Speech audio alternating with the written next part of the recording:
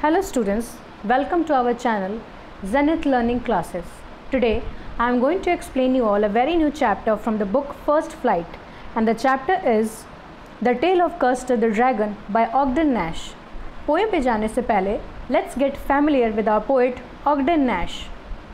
Ogden Nash का पूरा नाम Frederick Ogden Nash था. Was born on August 19, 1902 and died on May 19, 1971. He was an American writer popularly known for his humorous tale. Some of the major works written down by Ogden Nash are The Bad Parents, Guardian of Verse, I'm a Stranger Here Myself, and Everyone But Thee and Me.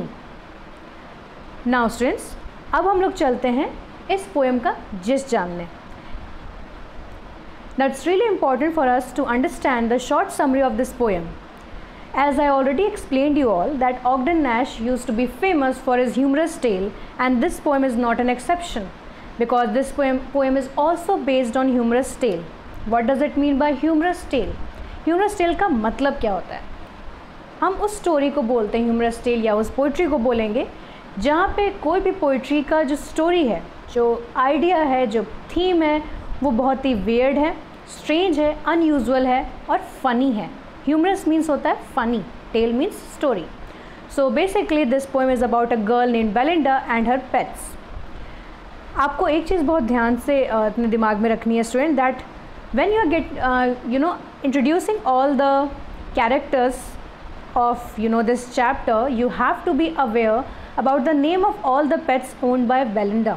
Belinda के जितने भी pets हैं आपको उनके नाम और उनके features बहुत अच्छे से याद रखने हैं, because around ऑलरेडी आप जानते हो कि यहाँ पे जितने भी हमारे पेट्स हैं उनके नाम ऑलमोस्ट कंफ्यूजिंग हो सकते हैं, but you have to be very aware about it. So Belinda के जो पेट्स हैं उनके नाम हम जान लेते हैं. The very first pet is Ink. It is a black kitten. Ink यानी डार्क कलर में है, देन डेफिनेटली बिल्ली के बच्चे को किटन बोलते हैं, वो भी ब्लैक कलर में है. The next pet is blink. Blink is a grey mouse. Third one is mustard. Mustard is a yellow dog. And the last but not the least is our covered dragon named Custard.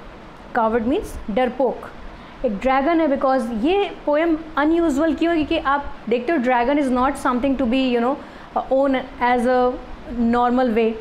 तो यहाँ पर देखो dragon जो है बहुत unusual पेट है, तो इसीलिए ह्यूमरस टेल का ये आप हिस्सा आप आगे पढ़ते जाओगे तो आपको समझ में आएगा that why does it call as a humorous tell.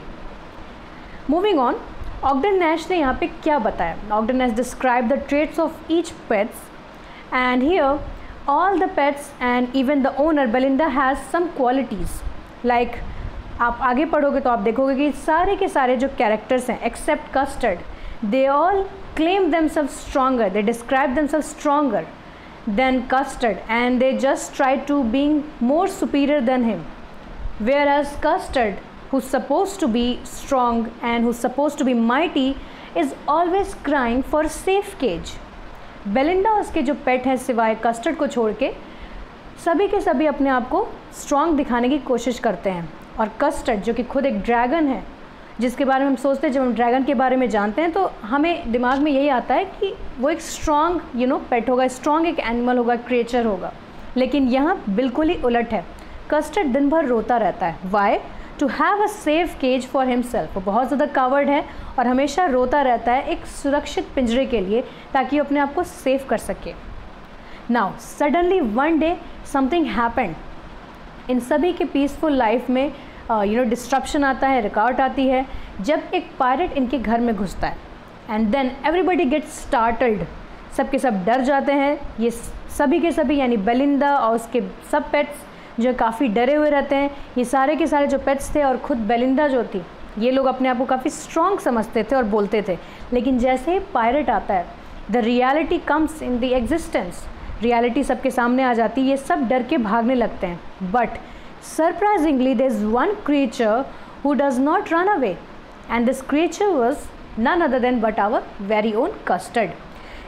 बहुत ही आश्चर्य की बात है, जो कस्टर्ड हमेशा रोता रहता था वो सबकी तरह उसने रिएक्ट नहीं किया. वो सबको पीछे छोड़ते हुए एकदम आश्चर्यचकित तरीके से सबको बचाने के लिए आ जाता है. कहीं भागता नहीं है.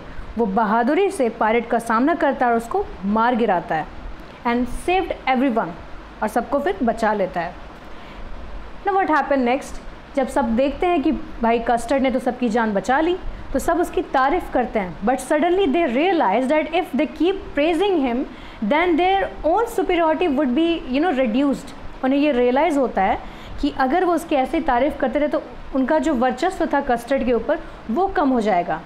सो they again get back to their own self and they started describing themselves stronger and mighty then custard, और फिर वापस से वे वैसे ही हो जाते हैं, अपने आप को स्ट्रॉन्ग और माइटी बताना शुरू कर देते हैं जैसे पहले बताते थे। और कस्टर्ड भी पहले की तरह हमेशा से एक ही चीज़ के लिए रोता था, and that is a safe cage, and that's how the poem ends. Now let's move on to the central idea of the poem. If you are watching the video of my channel, you know that the central idea is really important for us to understand. So this poem is also a central idea, but in not the the usual way. Like आपने पढ़े हैं कई सारे poems, आपने देखा है कि हर एक poem का कुछ purpose serve होता है, but this poem has just one purpose and it's just to make their readers laugh. बस रीडर्स को मज़ा आए पढ़ने में, यही इसका एक पर्पस जो है सर्व किया जाता है इस पोएम के ज़रिए। सो बेसिकली आपको सबसे पहले जान लेना है कि ये जो पोएम है वो एक विम्सिकल टेल है। विम्सिकल टेल का मतलब क्या होता है, वो फैंटेसी, वो परिकल्पना या कल्पना जो कि काफ़ी स्ट्रेंज और अजीब होती है बट काफ़ी फ़नी होती है। That is what we call whimsical tale and this poem is based on it. And here the poet has just extended his imagination in a whole different way and it has no connection with the reality. Poet ने यहाँ पे अपनी imagination को काफ़ी extend किया है, बढ़ाया है, और इसका रियलिटी से कोई भी लेना देना नहीं है। आपको ऑलरेडी मैंने बताया इस पोएम के ज़रिए, शॉर्ट समरी के ज़रिए, कि ये जो पोएम थी वो बेलिंडा उसके पेट के चारों तरफ रिवॉल्व करती है and they all have different qualities and their peace were disrupted when peace was disrupted when they were attacked by a pirate, but they were all rescued surprisingly by the dragon named Custard. So central idea में आप यही सारी चीज़ें बताओगे कि poem किस बारे में है, किस टेल को कहा, किस टेल में लिखा गया, किस टाइप ऑफ पोइट्री इसको कहा गया है, इसी के बारे में आप लिखोगे। Now without any further ado, let's move on to the text of this poem. The Tale of Custard the Dragon. The very first paragraph.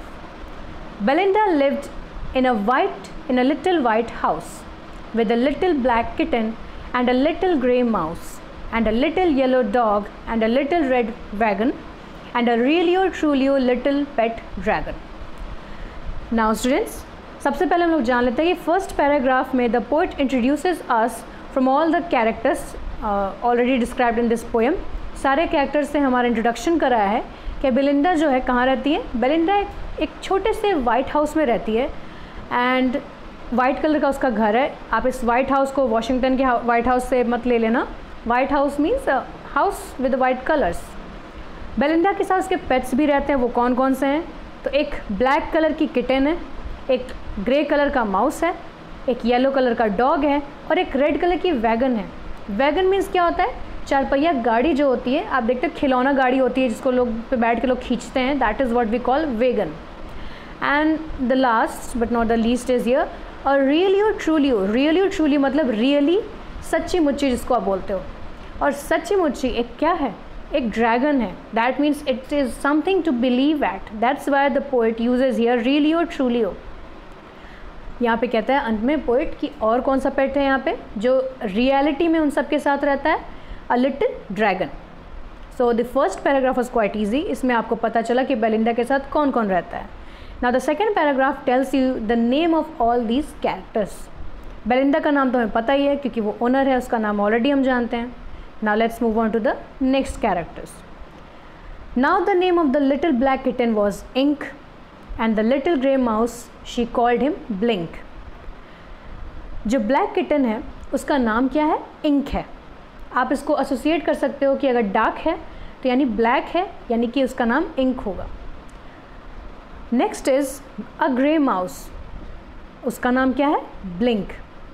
She called दिया है, शी मीन्स बेलिंडा, ठीक है।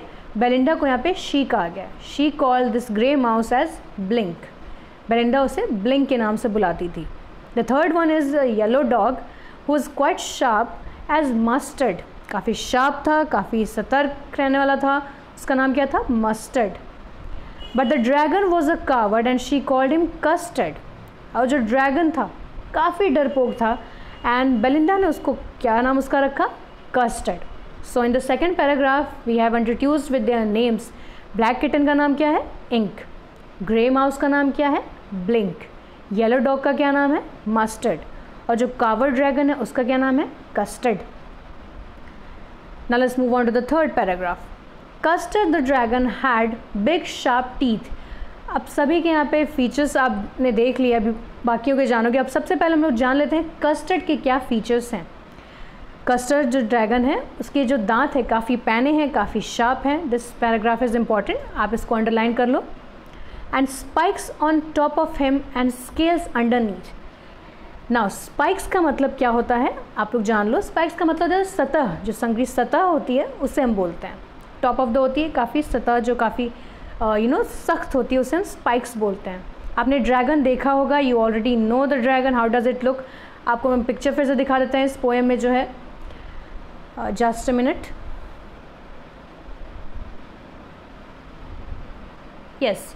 सो आप देखोगे स्टूडेंट्स कि किस तरह से यहाँ आप देखोगे किस तरह से जो ड्रैगन की बात कर रहा है वो काफ़ी ज़्यादा अगर फिज़िकली देखा जाए तो ड्रैगन काफ़ी स्ट्रॉन्ग है. ओके, काफ़ी ज़्यादा ये ड्रैगन स्ट्रॉन्ग है फिज़िकली देखा जाए तो. हाँ, ये है सच्चाई कि वो रोता रहता है. अब देखो, मैंने ये पिक्चर देखो आपको दिखाना था. ये पिक्चर आप देख रहे हो, उसके ऊपर है ड्रैगन का, ये ऊपर आप स्पाइक्स देख रहे हो. That is what they call spikes. Okay, this is the one which is triangle के फॉर्म में जो दिख रहा है आपको ऊपर टॉप ऑफ द हेड उसके है. That is what we call this spikes here. Okay, I hope so you get the idea. Now let's move on to the poem. Custard की और क्या खासियत है? इसके टॉप ऑफ द में spikes हैं और स्केल्स अंडरनीथ हैं. कवर अप है, अभी आपको स्केल्स का भी हम पिक्चर दिखाएंगे. अंडरनीथ का मतलब होता है नीचे. ठीक है.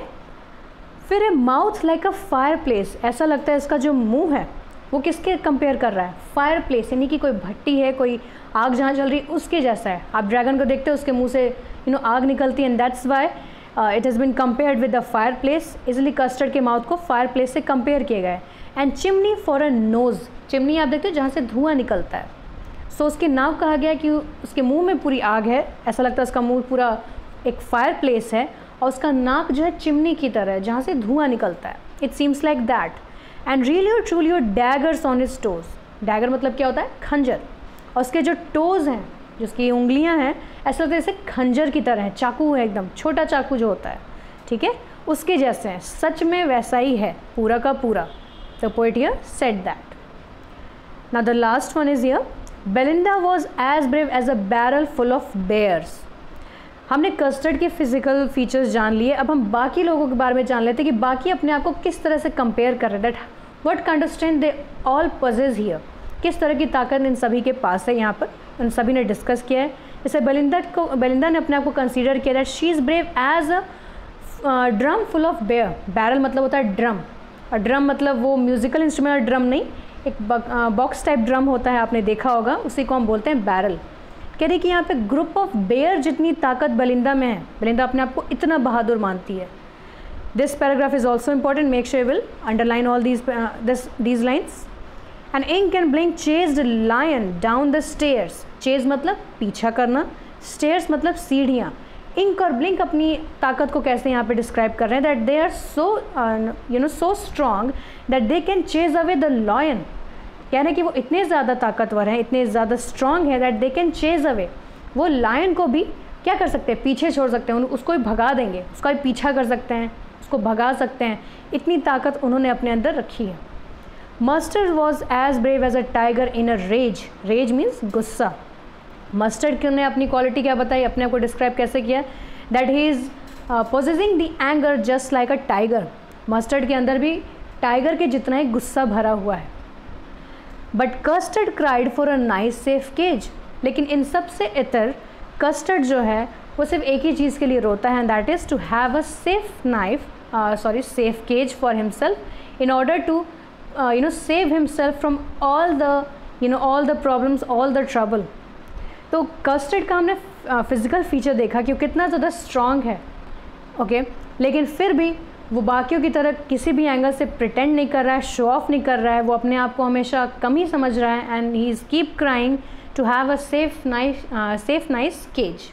और इसीलिए वो सिर्फ उसको एक ही चीज़ चाहिए कि सुरक्षित बढ़िया सा पिंजरा उसको मिल जाए जिसमें वो अब अपने आप को सुरक्षित रख सके, और इसीलिए वो दिन भर रोता रहता है। अब इसमें बहुत सारे हार्ड वर्ड्स हैं जिसको हमें डिस्कस करना है students, so without any further adieu let's discuss it now. Wagon मैंने आपको बताया स्टूडेंट्स कि खिलौना गाड़ी जो होती है उसको बोलते हैं। रियली और truly means really truly. Coward means जो पर्सन जिसके पास हिम्मत नहीं है, जो करेजियस नहीं है, कायर है, उसे हम कावर्ड बोलते हैं। स्पाइक्स, ठीक है, जो मैंने आपको नोक दिखाई थी ना, वही उसी को बोलते हैं। थिन पॉइंटेड सर्फेस जो नोक होती है उसे बोलते हैं scales. You can see that I have also put the picture here in order to make you all understand better. जो सतह होती है, जैसे कोई फिश का आपने देखा हो, कोई रेप्टाइल्स, कोई भी क्रिएचर देखा हो जिसके स्किन को प्रोटेक्ट करने के लिए एक काफ़ी थिन और काफ़ी स्ट्रॉन्ग थोड़ा सा सतह बनी होती है, उसी को स्केल्स बोलते हैं। Like you can see this is the skin of a dragon, ठीक है, कार्टून में ही है, बट या this is the picture of the scale. I hope so you get it. Now underneath का मतलब क्या होता है? बिलो, नीचे। चिमनी मतलब धुआं निकलने का जो मार्ग होता है, जिसे चिमनी आप इंग्लिश में, चिमनी हिंदी में भी चिमनी ही बोलते हैं, लेकिन धुआं निकलने का जो रास्ता होता है, अ फायर प्लेस। डैगर मतलब खंजर या कटार। I have already put up the meaning in English, you can see that. Toes you already know, पैरों की उंगलियों को बोलते हैं। Barrel, drum. चेज मतलब पीछा करना। रेज मतलब गुस्सा। Now students, I'm going to end this video because the poem is quite long, so it's not possible for me to finish the poem in one video. I'm going to upload the second video very soon. Till then, if you like this video, please subscribe to our channel and give a thumbs up. Till then, thank you so much guys. Bye bye.